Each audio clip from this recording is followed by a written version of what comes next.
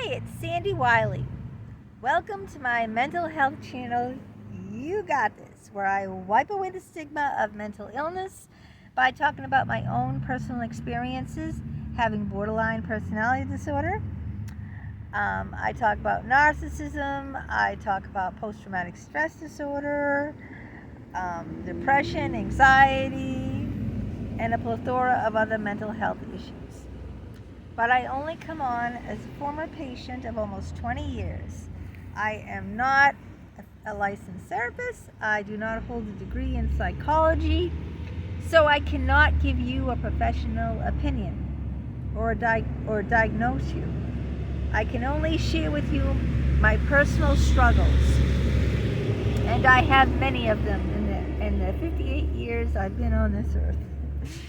Now, all I ask of you in return is to please be kind and show respect in the comments. Be kind to me more. Be kind to other people and be kind to yourself. We don't need to agree on everything, but we do need to agree on being kind and respectful. Now, if you are new to my channel, welcome, welcome. A lot of times in the good weather, I do my videos outside in nature. If you like what you see, hit that like button. And if you haven't already, hit the subscribe button. It's free. So now today's video, I'm gonna talk about, do borderlines forgive? And I can only share with you from my own personal experience. So I can't, share with you about other people, whether they do forgive if they have borderline personality disorder or not. Now, borderline personality disorder, we have deep fear of abandonment. We're very sensitive to criticism. We get hurt very easily. Someone else could let something roll off their shoulders, but we hurt. We're very intense people, we're very empathic people, we're not narcissistic. A lot of people confuse borderline personality disorder with narcissistic personality disorder, and that's not true. Borderlines are very deep, intelligent, creative, insightful, and I'm talking generally, not just, I'm not just saying, hey, look, this is how I, it's only me. And we have very deep feelings, and we're very raw. You know what I mean? We're very open, and very raw and very vulnerable. So we get hurt very easily because we're insecure and we want you to like us. I want you to like me. And what you think about me and your opinion of me really matter more than it should. And I get hurt very easily when you say something negative to me. Someone else can let it, roll off their shoulders. I can't. I'll hold on to that hurt. And, it'll affect me. I'll think about it like morning, noon, and night. I'll lose sleep over it. I'll get upset over it. I might turn to alcohol over it. I'll be very hurt, and I might act out because I'm impulsive, meaning if you said something that hurts me or do something that hurt me, I might end the friendship because I'm so devastated, and so hurt. I might, so this video is, do borderlines forgive? All right, because remember, I feel things so intensely and I get hurt so easily. It's very hard for me to let go of those deep wounds. So the answer to the question is yes, I do forgive, but I don't forget. Okay. I don't forget what people do, and I also make a mental list in my head of what everyone has done to me in the past. So let's just say you hurt me, all right? The first thing you need to do is own it. Say, I hurt you, all right? Not say, I'm sorry that you feel that way. That's not even an apology. I'm sorry that you feel that way. The first thing you do is own it. I'm sorry I hurt you. I'm sorry I called you chubby. Let's just say that. I should have never said that. I'm really sorry. Will you forgive me? I'll be more thoughtful next time, And if I feel very close to someone and I've had like a long-term relationship with them, am I going to throw a whole relationship away over something like that, After they apologize and own their mistake, they owned it, they apologized for it, they said they were sorry that they hurt me, and they said they're going to work on that and be more thoughtful and more kind. So I will forgive them. But here's the difference. I won't forget what they said or did, for that matter. So I'll forgive them, and then next time if something comes up and they repeat that offense, they say something that hurts me, I'll remember not only that hurt, but I'll remember the past hurt that they said. Usually they say if you apologize, you should forgive and forget. There's two schools of thought on that. What do you think? Let me know in the comments. Do you believe if someone apologizes, you should forgive and forget? Or do you believe if someone apologizes, you should forgive but never forget? There's two schools of thoughts. Some people say if you don't forget, then you're not really forgiving the person. I disagree with that. If you forget, then you're going to let someone make a fool of you over and over and over again. But we're all human and we all make mistakes. And this is the thing now about making mistakes. When you're with someone who has borderline personality disorder, I build a list, and I'll not only be hurt from what you do, in the present moment, okay? But I'll be hurt. All the past mistakes will come to surface, and I'll be hurt over again by something you did in the past. So let's just say before you call me chubby, right? And you apologize, you said you were sorry, and we worked it out, and we seem to have gotten over it now. Even though it hurt me and it kept me up at nights, and it's just about, because I fear abandonment. I take things much more personal. My skin is much more sensitive. I don't have that alligator skin, that tough skin that some other people have. So if I forgive you and then something happens months later or something, and you say, oh, well, that was stupid of you to do, right? And I get hurt because you said, that was stupid of me. What are you calling me, stupid? I don't know. Let's say I locked my keys in the car and I couldn't get at my car, right? I locked the keys in my car, and now how am I gonna, the doors are locked, the keys in the car, in the ignition. I done that one time too. So, and you say, that was a stupid thing to do. You just say that, and I get really offended and hurt. Then you realize, oh, I shouldn't have said that to her. And then you say, look, I'm sorry I hurt you. I shouldn't have said that. We all make mistakes, we all get absent-minded. You got so much on your mind that, you forget you left the key in the, But then I'll feel very hurt about that. And then I'll remember that you called me chubby. And then it will start adding up, and then I will just ignore you and not talk to you, and then I'm going to ghost you, and then that's the end of our relationship. So what I guess I'm trying to say is, even though I forgive, I never forget.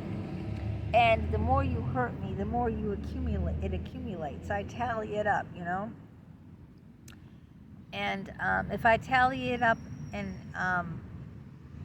are not going to be able to stand it anymore, because it's not just the current hurt that you hurt me with. It's all the past hurts combined, you know? It's like dirty laundry. If you throw, you know, your underwear and a dirty towel and, you know, your shirt on the floor and don't put it in the hamper, and then the next day you take off your clothes and towel or whatever, and pretty soon it's going to build into a big pile, right? Because you're throwing more, you know? So that's what happens with the hurt. The hurt accumulates till it starts growing into a mountain. And then once it starts growing into a mountain, I can't tolerate it anymore. And that's when I usually run away. That's when I usually will ghost you. I'll end the relationship. I'll have no tolerance for it. It's not that I'm not forgiving you. It's just that I'm so hurt. Like, you don't, not many people understand the pain, the feeling of really being wounded. You know, words are weapons. Let me just tell you that, in case you people, you know how they say sticks and stones can break my bones, but words can never hurt me? That's not true for borderline personality disorder. Words can destroy me, really. I mean, words can burn me alive. It's like holding a match to my skin. It's like burning my skin off me. That's how sensitive I am to words. You know, I'm extremely sensitive. I get extremely hurt, and I remember past hurts. I remember things from like almost 50 years ago. Can you believe that? I remember when I was like, I don't know, 10 years old, that I was in a lake. One of my friends' mother took me and another girl to a lake. So the three of us were swimming. No, I had to be over 10 years old. I forget how old I was. Yeah, I had to be like maybe, I don't know. Maybe I was like 13 or 14. I'm not sure. But all I remember, I had to be over 10, because I remember that they were talking, the two girls, Nancy and Sue, were talking about having jobs. But we're talking about part-time jobs when we were in school. So it probably was, everyone had a part-time job around 14. Maybe I was around 14, not 10. And then Nancy said to me, "You're the only one who doesn't have a job," you know. And this was, we were young. We were still going to school full time. It was probably was high school. And I got really upset, because why did she have to point that out? Why did she have to make me feel inferior that I was the only one she knew who didn't have a job, you know? It's like someone saying to you, "You're the only one who's single." You know, say your adult friend is married, and like most of your friends are married, and then someone says to you, "You're the only one who is single. Like, no one wants you," you know? Yeah, so I was very upset, and I still remember that. So maybe it's 14. Maybe it's like, that would be 45 years ago. I'm going to be 59, you know? So I remember that, and I still feel hurt by that from what she said 45 years ago. 45 years ago. I still remember what she said, and I still remember how hurt I was. Because she made me feel so small, you know? She made me feel like you're the only one who doesn't have a job. Because back when I went to school, in high school, like when I was 14, all the girls had part-time jobs after school, you know, all of them.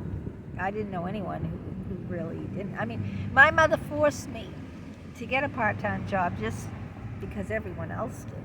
And I almost flunked out of school. I wasn't going to graduate because I went to school till 3 o'clock. Then I worked 5 days a week from 3 to 7, okay? I went right from school to the job. Then at 7 o'clock, I came home and ate dinner and I went to bed. So there was no time for homework. Where was the time for homework or studying? I was exhausted. Up at I don't know, 5:30, I don't know, 6.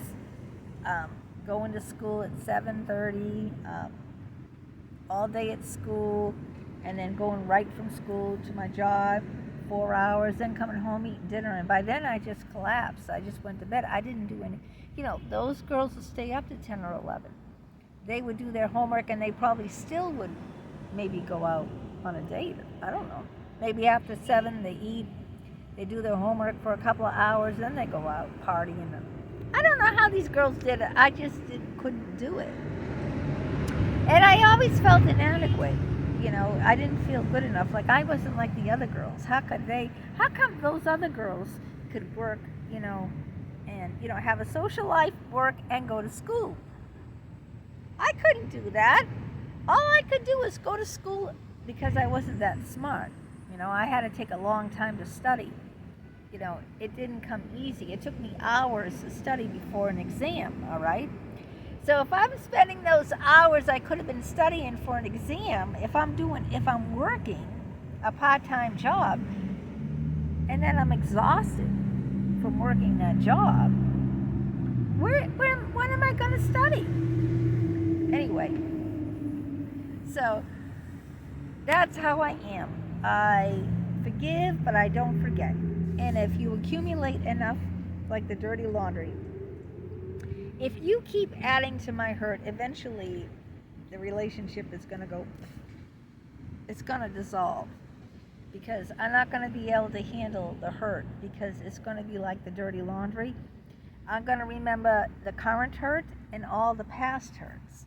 So if you've hurt me in the past, that's all going to come back to me. It's not just going to be the current thing you said and did. It's going to be that and all the past things you said and did. And that's all going to add up to a mountain.